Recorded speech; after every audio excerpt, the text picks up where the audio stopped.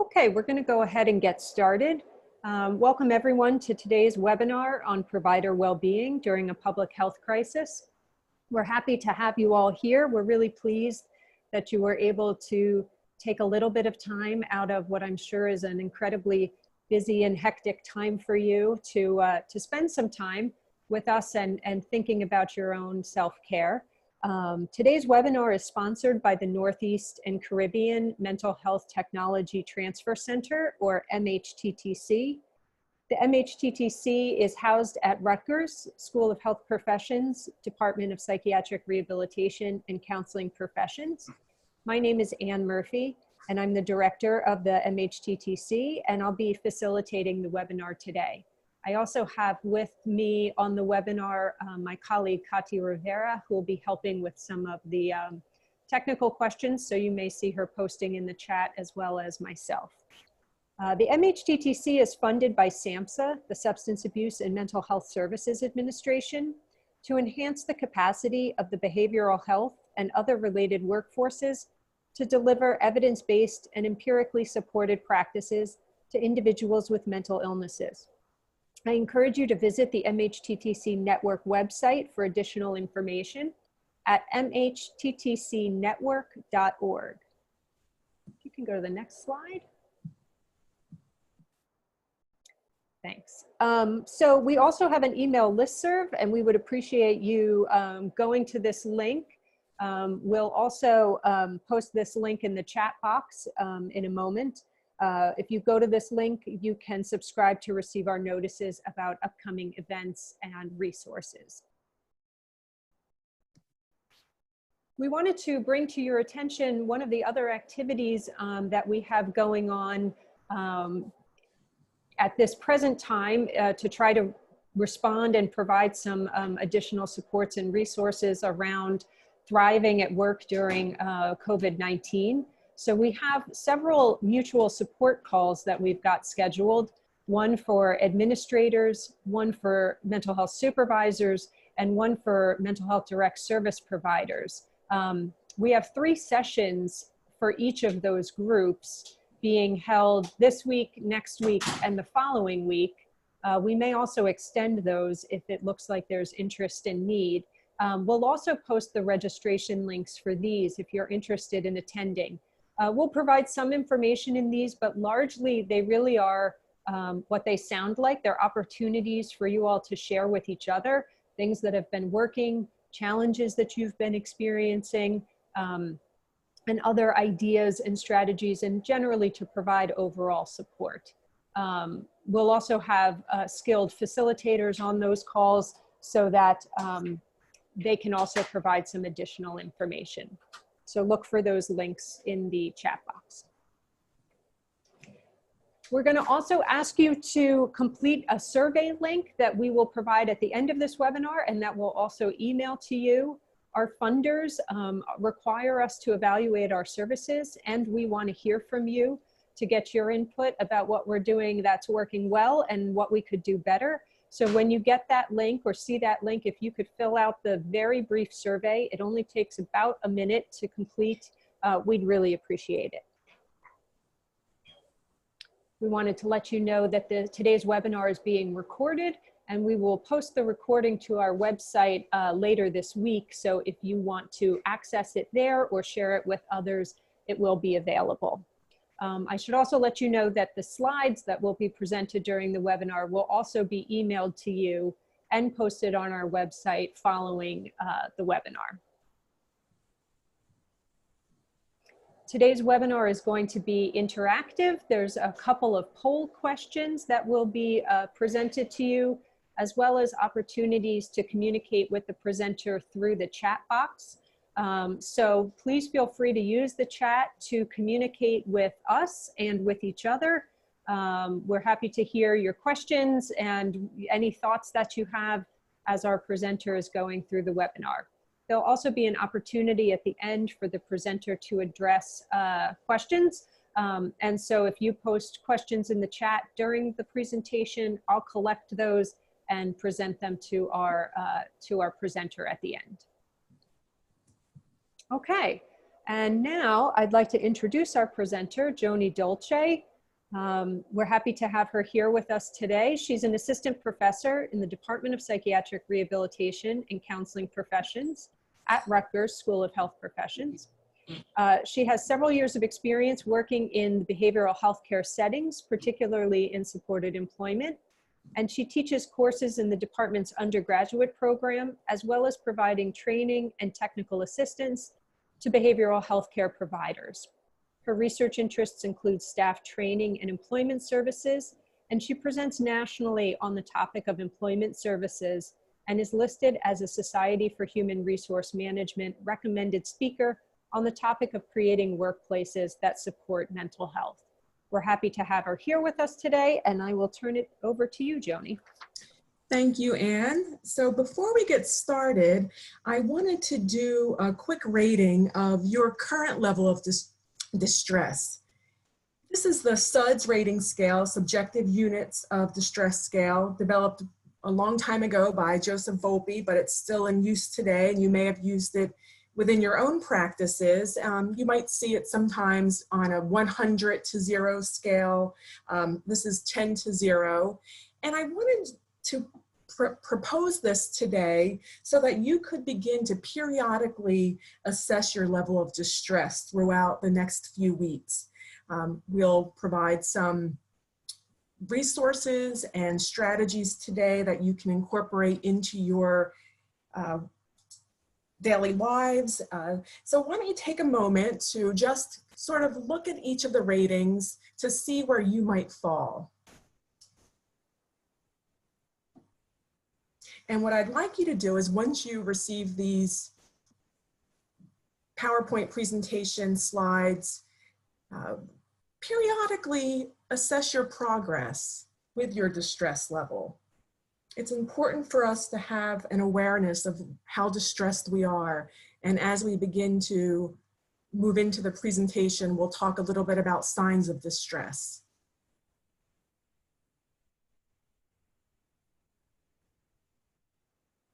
So we'll give another minute and you can just write down your number. As you can see, it goes from 10, unbearably upset, to the point that you cannot function, all the way through to peaceful or complete calm.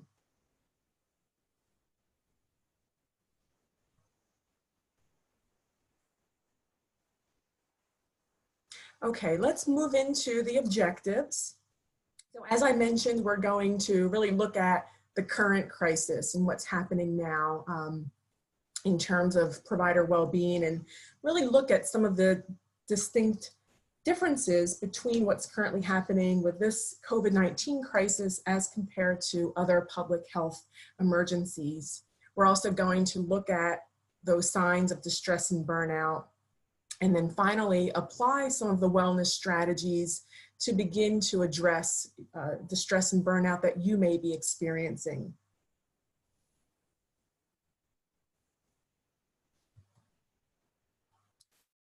Let's take a few moments and just do a very brief 1-minute breathing activity.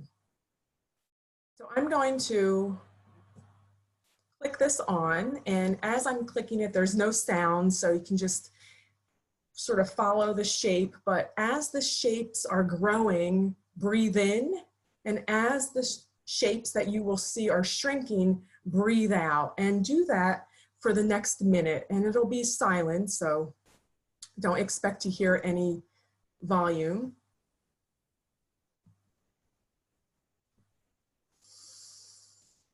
In.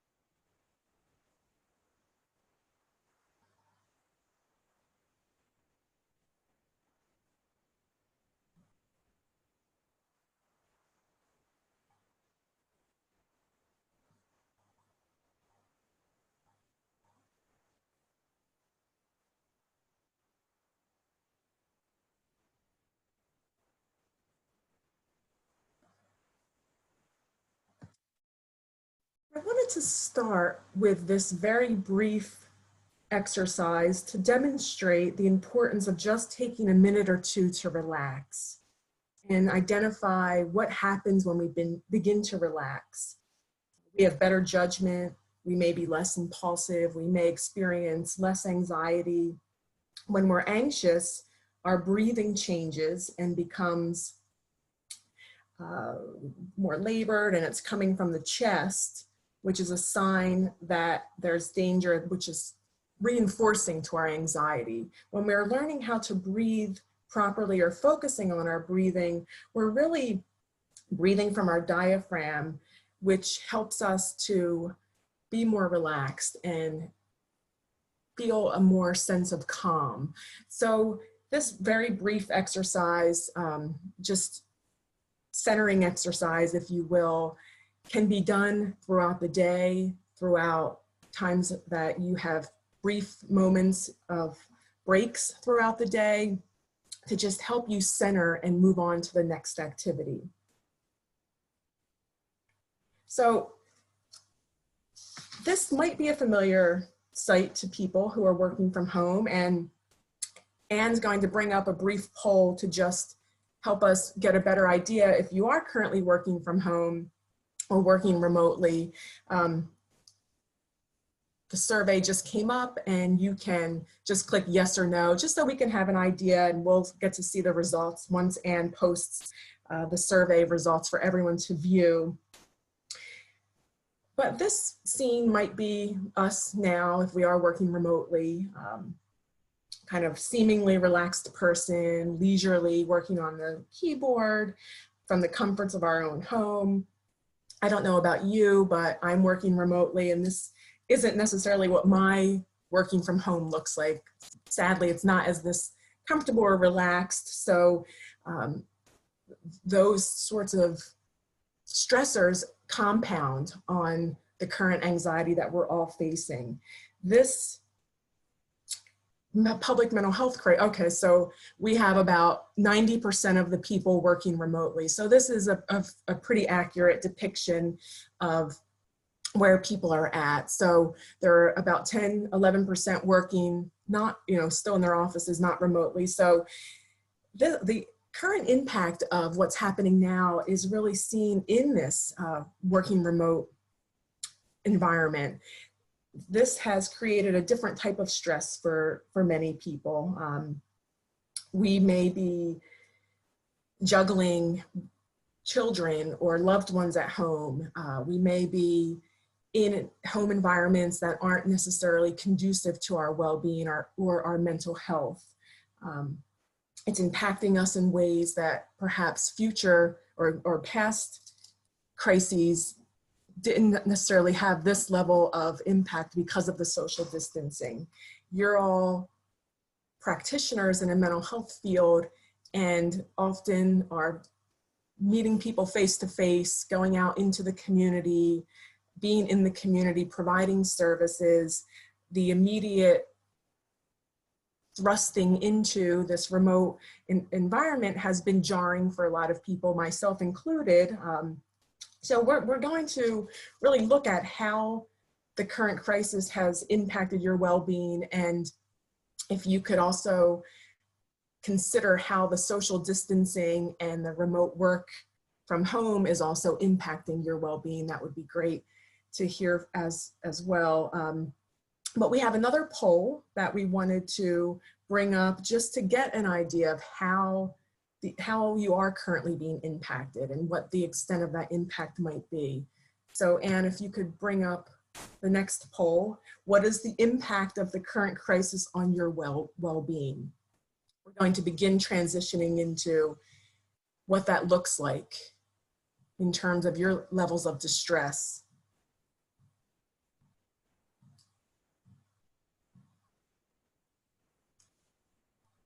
So the responses are, I can't tell because I'm in it. So I'm currently in this crisis mode and I'm not able to really tell what the impact is yet.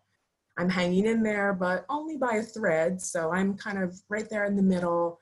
I can tell I'm getting overwhelmed, but I'm managing. And you may be coping well. So let's kind of get a feel for where people are currently at in terms of the impact on your current well-being.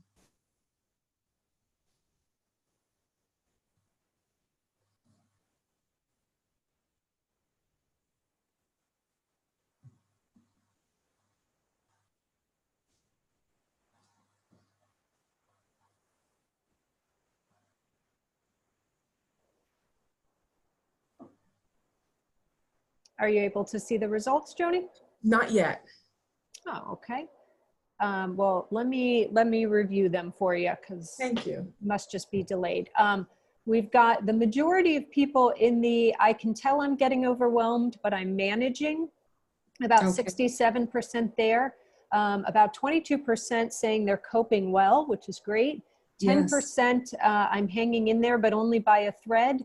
And just 1% in the, I can't tell because I'm in it. Okay, great. So it sounds like people are beginning to recognize that this is taking its toll. People are beginning to recognize that they're beginning to feel overwhelmed, which is fantastic that you're able to have that awareness, that you're beginning to enter into some high stress or some areas of feeling overwhelmed. And hopefully this very brief webinar will provide some strategies and tools to help you head this off before it turns into something that's very overwhelming or something that's very impactful on your well-being. Some of the signs of distress that you might see are noted up here. You might have difficulty empathizing, so it might be difficult for you now to really feel empathy towards others because you're also in this crisis mode. You may feel some anger or cynicism. There may be some difficulties listening, or you may feel your creativity is reduced. That feeling of guilt, like you're not doing enough, may be coming to the surface as well. Helpless and hopeless, you may feel unable to help individuals that you're working with. You may feel a sense of hopelessness about your own ability to manage the crisis. And as we just saw, it may be very clear to you that you are experiencing some level of distress, or you're recognizing that you're becoming overwhelmed, or it may be more subtle because you are in the thick of it for that couple of percent of the people who noted that they're unable to really be aware. But these are some signs that it may be getting close to what we call in the field burnout or compassion fatigue.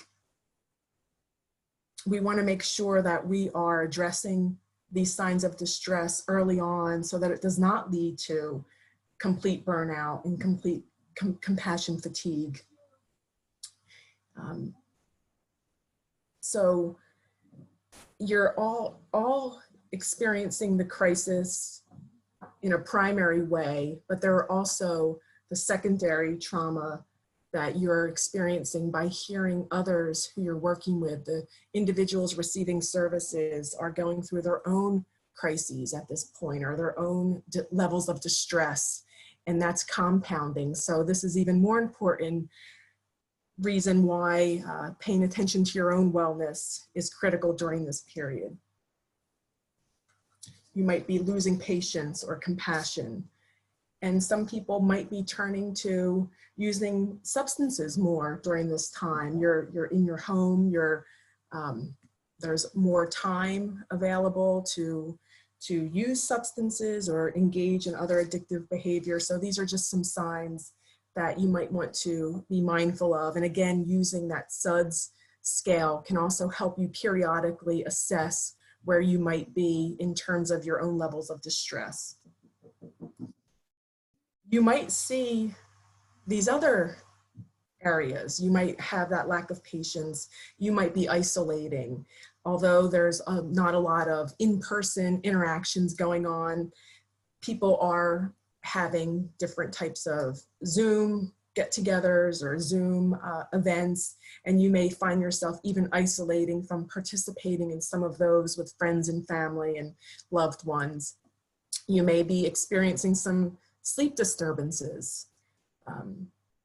Anger might be increasing. You might be feeling a sense of anger or arguing more with others. We're in our homes with our loved ones, and we've been here for the last few weeks.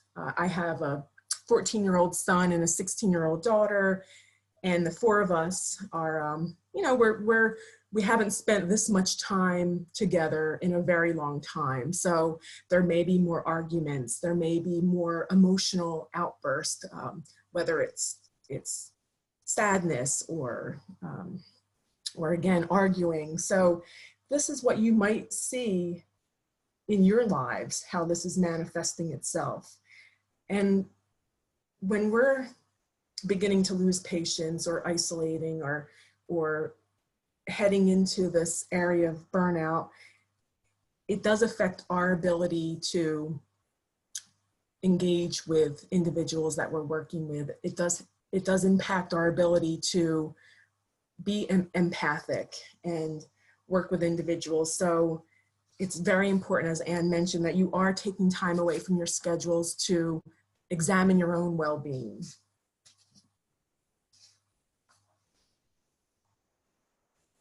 So in addition to the SUDS, there are also some other wellness self-assessments.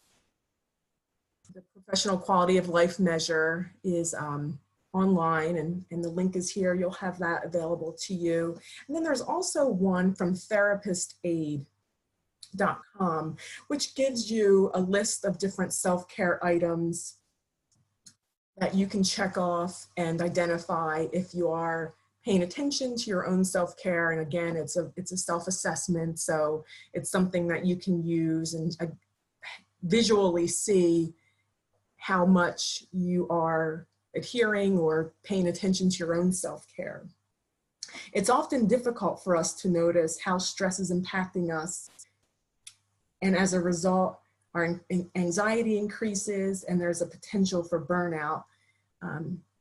It gets to the point where you're unable to recognize that you're feeling overwhelmed until sometimes it's too late, and it's just those signs that we just saw are really just coming out, and it's often very difficult for us to see. So sometimes using these self-assessments, it's also might be a good time to identify with your loved ones or family members or a trusted coworker, different signs or triggers that they may see to help you identify some of those early signs that things are beginning to spiral downward in your life. Similar to Mary Ellen Copeland's RAP, and SAMHSA also has a tool as well, similar tool to look at wellness and recovery, but you can almost use very similar strategies in your own life, such as identifying what the triggers might be and helping someone else in your family or a loved one identify what those triggers or what those signs are that things are beginning to break down somewhat and greatly impacting your level of distress. I would recommend looking into the Wellness Recovery Action Plan that Mary Ellen Copeland has, or SAMHSA's similar tool. But even aside from that, breaking down what some of those triggers are, identifying what Mary Ellen Copeland calls as your toolkit or toolbox of resources to use when things do break down. And some of the strategies we're going to address can be part of that toolkit. But check out these assessments when you have an opportunity to. It could also be useful when you are working with individuals to help the person identify their own self-care assessment and what strategies might be helpful for them to move on or to be more mindful of taking care of themselves. So we're going to move into these three areas of wellness. This probably looks very familiar. These are, especially during this time, you've been seeing a lot of wellness tools and tips on Facebook or other social media. Your own employers may have even sent information out to staff regarding their wellness and how to maintain wellness. But these three categories were identified in the research and literature: awareness, balance, and connection. So we've already assessed that there is some distress. 67% of you identify that you're recognizing that you may be heading towards distress or feeling overwhelmed. Your SUD scores, you know what that might have been, so you can kind of judge where that distress is. Now we're going to talk about each of these areas and discuss specific strategies that fall under these. So awareness, the first A, really is helping to center and using some mindfulness techniques, being mindful. And using mindfulness techniques includes that breathing exercise we did earlier, as well as others. There are apps available. The Insight Timer really provides some good information and strategies to use when you are considering getting into meditation or mindfulness. The Insight Timer really provides a lot of different categories to address sleep disturbances. As we saw, that's certainly a major sign of distress, different meditations, and they also have what's called insightful talks. And they have different examples. One example for the current COVID-19 crisis is 10 insights to find the silver lining and hidden benefits. So it kind of gives you opportunities to hear experts and individuals talk about different topics to help you gain a better insight into what's going on. And they also have, again, different anxiety and stress reducing musical pieces, meditations, and so on. So that's certainly a useful app. Journaling is something that has been really looked at in some of the research, and different studies have found that just spending a few minutes a day journaling is really helpful at managing stress and enhancing creativity, improving happiness.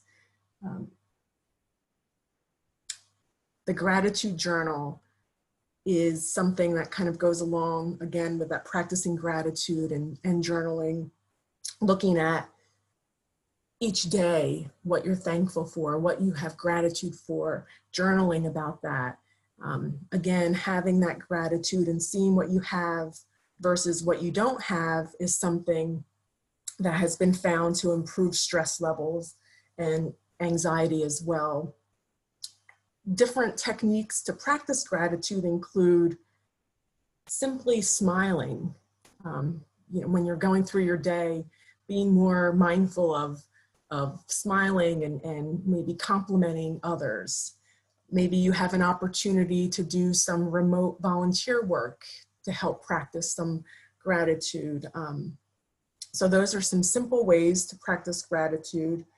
And again, the gratitude journal is free. I actually have it downloaded on my phone as an app, and it's been really helpful each day to go through and look at some of the gratitude messages and have an opportunity to jot down some of my thoughts related to gratitude. I like this website here at the bottom. When you get the presentation at home, you can click onto it and it gives you several online journaling opportunities. Some are a cost associated and some are free, but this might be a nice opportunity to use some of the online apps to really get into journaling and helping to vent some of those feelings that you might have, or the opportunity to really describe into your journal how you're feeling and get that quick release of emotions as you're writing it down or jotting it down. There are also probably opportunities to verbally journal as well. And the smiling mind is helpful, again, to practice daily meditation, and they have different mindfulness activities. It could be used from any device, and just another awareness building app that you could use. I see there are lots of chats going on, so if there's anything that would need to be discussed now, please let me know. If not, we'll hold all of the questions until the end. Just a little graphic of some activities that help with mindfulness. Planting. I know a lot of people in my neighborhood have kind of begun going outside, and I've been seeing people working in their gardens or beginning to work in their gardens. Cooking, that's something that I've been doing a whole lot of, helping to just be engrossed in a recipe or engrossed in whatever you're doing in terms of cooking helps to develop that mindfulness for me anyway. But again, some brief little quick things that you can do to become more mindful.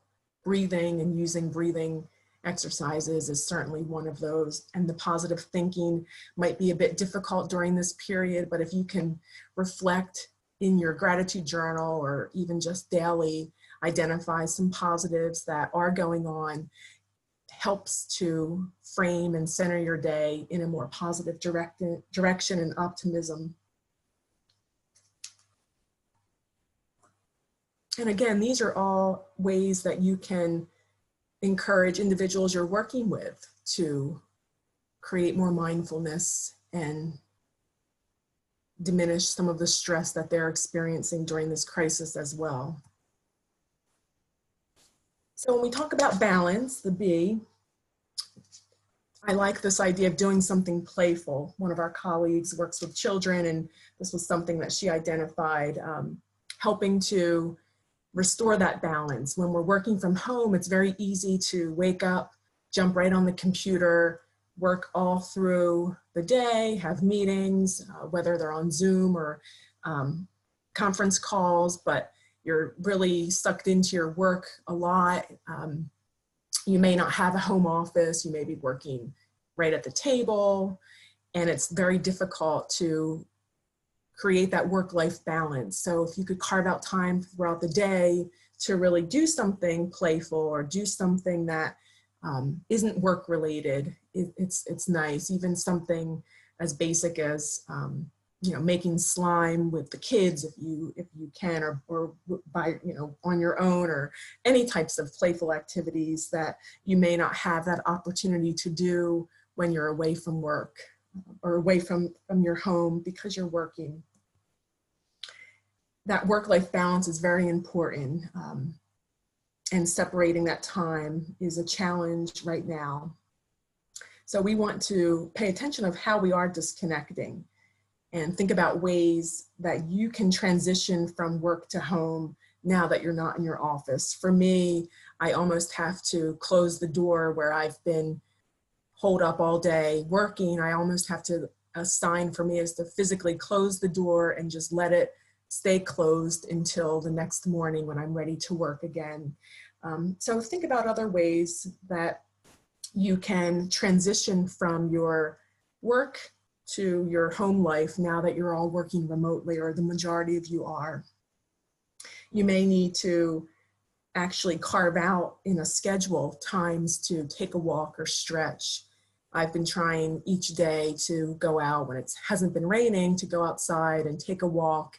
And I've almost, I think I took for granted all of those opportunities where I could have walked. And now it seems like that's such a treat to me to go outside and kind of be out of my house. And in terms of gratitude and being thankful, I feel like I've taken that for granted and feel very grateful to have that opportunity when it's not raining.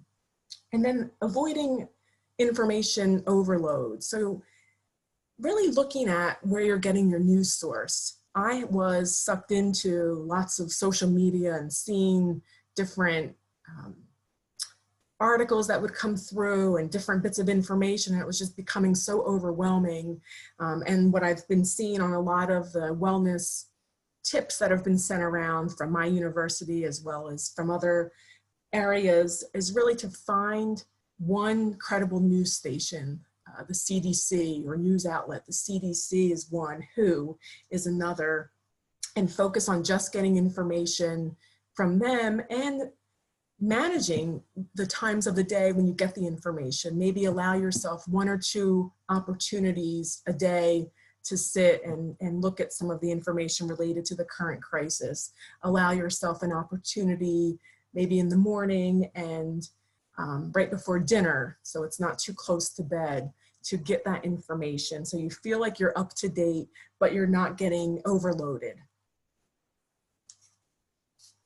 And when we talk about connecting, when you're meeting with people and talking with your friends and family and other loved ones, have an opportunity to maybe carve out a few minutes of that conversation to just vent about what's going on and just to talk about the crisis and talk about what's happening and maybe describe some of the news that you're seeing. And then as a group decide, let's just keep it to 5 to 10 minutes to be able to talk about that. And then we'll move on to something else. Because I know for me personally, every opportunity in the last couple of weeks that I've been around people outside of my family, it's been centered around talking about the news, talking about the crisis. And for me personally, that's been just a lot of information overload.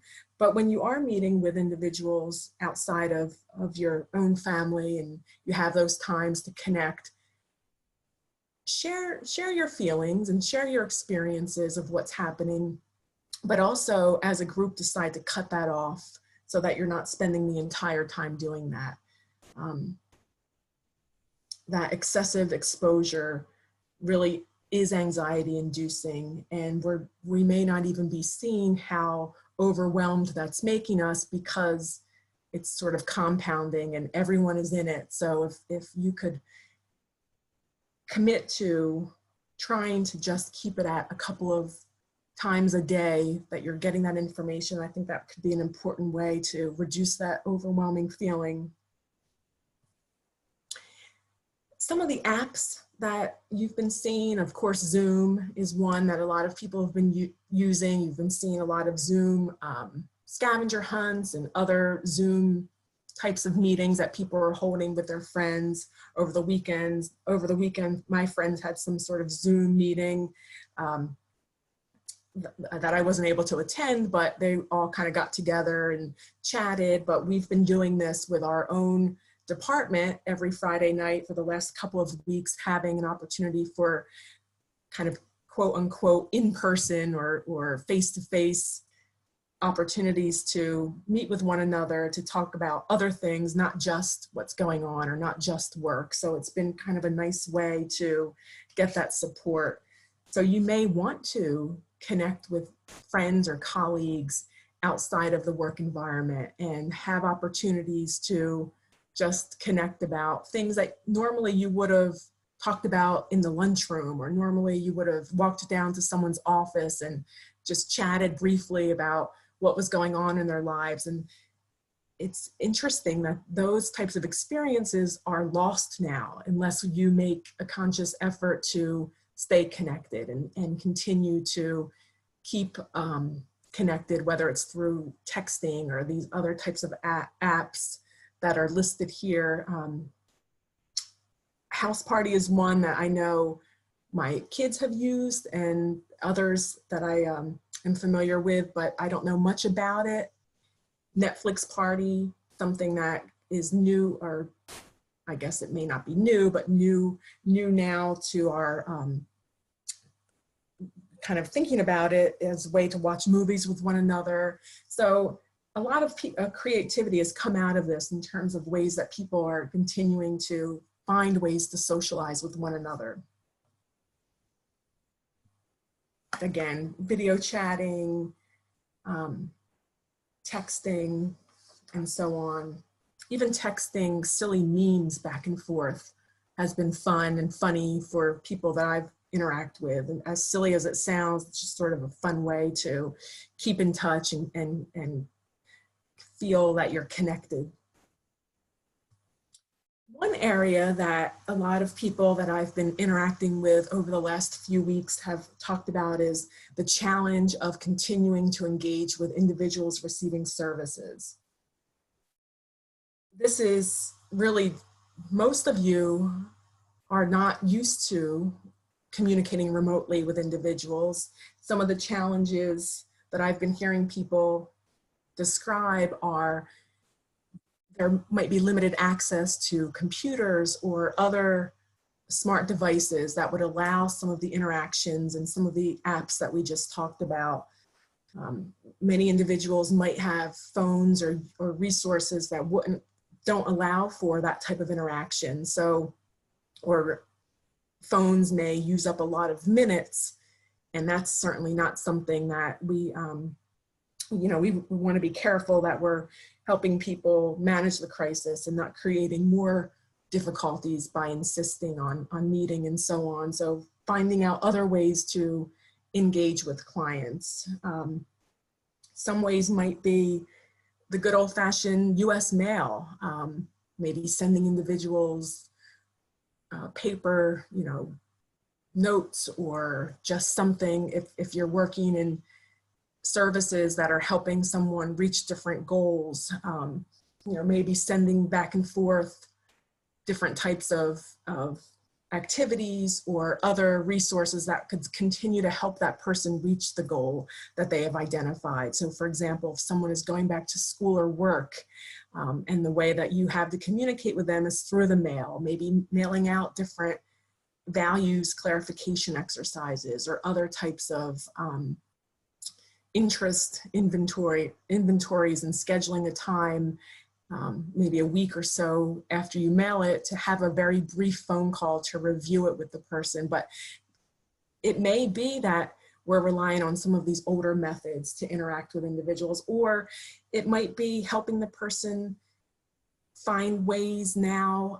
Lots of companies are offering incentives and different services that weren't necessarily offered before, maybe helping someone purchase a smartphone to use during the next few months, possibly to interact more with their own loved ones and network, but also you can continue to maintain some level of engagement with the person. So you might, that might be part of what the goal is to help the person identify resources so that their communication is improved and enhanced during this time. Another woman who provides services said that they've been working with individuals now on developing wellness goals, whereas maybe they had other types of recovery goals. Right now, they're working on wellness goals and how to help someone manage their own wellness during this time. So that could also be an opportunity to address something that's really important while continuing to engage, even if the person's goals aren't necessarily being addressed right in the moment. There are still some activities that you can continue to work on with the person so that they're closer to what their goals might be. And then here are a few resources. I'm sure you may have had different webinars or upcoming webinars to address telehealth and different HIPAA compliant texting tools, but here are just a few. And again, as well as the apps, these are not meant to suggest that we're endorsing them, but just a resource and a sample of what is out there. Zoom, these other mega meeting, telemedicine are just some of the examples, but you can find out more information in our page at the end. There is a resource that SAMHSA and HRSA has created a while back when telehealth was just beginning, a training and technical assistance program that you can access to get some additional support and additional help. But also be on the lookout in your email for different webinars that might be coming up soon, whether it's from our MHTTC or other supports and services in the area to address telehealth. But just if, you know, telehealth offers that opportunity to do some online work with individuals, and there may be some supports out there to help you really learn some of the skills that are involved with doing that. So we're nearing the Q&A section. So this little graphic of a person with a superhero cape kind of in the shadow really helps to remind us that it is a balance, and we're not going to be able to address everyone's immediate crisis concerns and without first addressing our own well-being. We want to take care of ourselves and be able to be compassionate, be empathic, be understanding when we're working with people. The challenges of this current crisis are very unique. You're trying to remain productive in your work. You're possibly now homeschooling your own children. You may be taking care of older parents and so on. You're really being asked to do a lot in addition to maintaining your own health and your own sense of purpose. So this quote helps to remind us that when we feel we have no time to relax, so we might be all in the thick of it right now. This crisis is really hitting all of us, and we're managing our own lives as well as helping individuals we provide services with reach their goals and manage what's going on. But we also have to realize that this might be the time that we most need to relax. When we're beginning to feel like we don't have that time, reflecting on it as now, okay, this is probably when I need it most. This is probably when I need to slow it down a bit and use this opportunity to give yourself permission to slow down. You're working from home now, so that rush from home to go make dinner and is not there. So there are some built-in opportunities to really use this time to slow down a bit and to almost readjust readjust how we approach the productivity. This may be time when we are less productive, and giving ourselves permission to relax a bit and recognize that we can't be everything to everyone, and to focus on ourselves might just be what we need. So before we get into the questions and answer, let's use the chat box to identify one thing that you can do this week to improve your wellness in the awareness, balance, and connection areas. You could use the chat, and we'll spend a few minutes talking about what people are describing, because I think those answers will help others identify strategies that they can use. But you can also write it down on your own and just keep that private. But sometimes writing it down helps us, and as we know, when we're working with individuals, helping people identify what that goal is or what that one thing might be that they're committing to do is certainly useful and helpful when we're committing and having some sort of intention to do something. So as they're coming in, Kati, maybe you can describe what some of those responses are in awareness, balance, and connection. We'll just give a sample of what some of those responses are.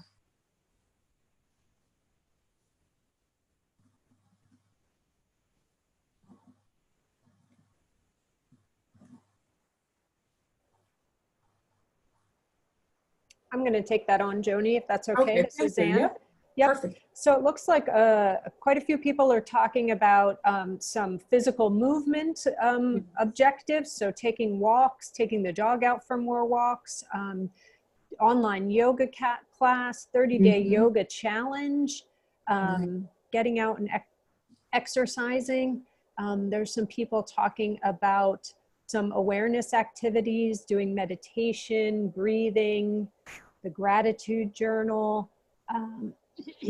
So I think those are great. And then some different connection ones, scheduling FaceTime or Zoom meetings to keep in touch. Mm-hmm. Let's see here. I saw one, daily walks and meals with my children. So I think just sort of doing that connection during that time. Calling, saw one, they go by quickly, calling at least 2 people. I don't know if it was every week or every day, but I think that's a call 2 friends per week. That's wonderful. Take some Mm-hmm. time to play piano or call girlfriend. So I think all of those are good as well. Yes. Taking more time with family and friends one-on-one. I think that's really great too. Just trying to make that deeper individual connection, one-on-one connection. I think that's a great one to highlight, because we are all kind of within these same 4 walls, and it is difficult to almost escape from the entire family. So yes, carving out that time to be one-on-one is such a critical, as well as the other ones that were all mentioned, but that really is nice to highlight. Well, it looks like there are several that are still coming into the chat box, which even if we're not able to share all of them, I think the important piece is that you're recognizing that there are areas of awareness, balance, and connection that you can identify now to begin addressing and possibly improving some of those areas of wellness. And I think using those self-care assessment tools and the SUDS periodically over the next couple of weeks to really gauge where your distress level is, so that you can begin to see progress, incorporating some of these strategies or others that we may not have shared today, and beginning to see that they're helping, and they're helping you feel better in those areas of distress, can be something to really help you feel like there's a light at the end of the tunnel, if you will. So I think we'll move into the questions and answers. We have about 5 minutes, Anne? Yeah, a little more than 5 minutes. We have several questions that have come in, so let's see if we can get through a few of these. I'm going to start with some of the more sort of straightforward technical questions. So there were a bunch of questions about Zoom and the links that were provided in HIPAA compliance. So, Okay. So I thought we might be able to tackle a couple of these. So there was a question about the wording was, would they have to pay for Zoom? So I'm not sure if the they was providers or participants, program participants or clients. So I just wanted to clarify that Zoom, so a client could access Zoom for free just through a link that's provided to them. But there are different Zoom, there's different Zoom available. So for free, you can get, I believe it's 45-minute meetings, sessions. But they're limited to 45 minutes. So if you need longer meetings, you have to go up to a paid for Zoom account. Also, the free Zoom is not HIPAA compliant, but there is a HIPAA compliant version of Zoom that you can pay for. And I guess I also just wanted to make sure folks knew that right now, HIPAA compliance is being waived at the federal level. So I can't speak to anybody's individual programs, but there has been, just for the time of this public health crisis, the federal government is not pursuing any violations of HIPAA compliance as long as people are acting in good faith. They're basically trying to say that if you need to use something that's not HIPAA compliant in order to continue to support people that you're providing services to, they'll allow that for a period of time here during this public health crisis. So, so while it's ideal to use HIPAA compliant tools, it's not currently required. There was also a question about Skype and whether it was HIPAA compliant. Similar to Zoom, there is a HIPAA compliant version of Skype, but generally Skype is not HIPAA compliant. I don't know if you had anything else, Joni, you wanted to add. I think I'm glad you mentioned the Zoom, the current regs, and also that the free version is not HIPAA compliant. Thank you. And there also was a question about, it's Zoom for healthcare that is HIPAA compliant. Yes. I believe if you Google Zoom for healthcare. Okay, there was another question about, is there a recommended ratio for attaining balance, like downtime to work time? So I don't know if you have any suggestions about how do we know when we've sort of gotten the right mix? I think it's difficult during this remote working to really pinpoint what that might be. I think using others that you might be living with, if that's an option, or having an opportunity to kind of reflect to other people to see what they're currently doing might be helpful to inform you. Sometimes when we're in it, it's hard to describe, you know, it's hard to really recognize how much is too much or how little is too little. I know that in our department, we've been, or in our program here, we've been identifying each day what we've accomplished and what we plan to accomplish. And if that's something that could be helpful for you to identify either with your supervisor, colleagues, or even independently, what you plan to accomplish the following day, and then reflect back on that at the end of the workday. Maybe use your regular work hours as a gauge if that works for you, and reflect back whether or not those accomplishments were met. Maybe that could give you some insight of what that natural break would be. Great, thank you. There is also a question about any suggestions for mindfulness for individuals who don't want to draw their attention to their breath. It said due to OCD in the comment. So I'm not sure if that's like concern around breathing issues related to coronavirus, and so therefore sort of causing more anxiety by drawing attention to the breath. But I didn't know if you had any ideas about mindfulness that's not focused on breathing techniques. I think there's something called the body scan, doing a quick body scan where you lay on the floor or sit up or somewhere very relaxed, and you just go through each part of your body deliberately and just think about the sensations from your head to your toes of what you're feeling in each of those areas of the body is another mindfulness technique that's used that does not require the breathing. It's just normal breathing.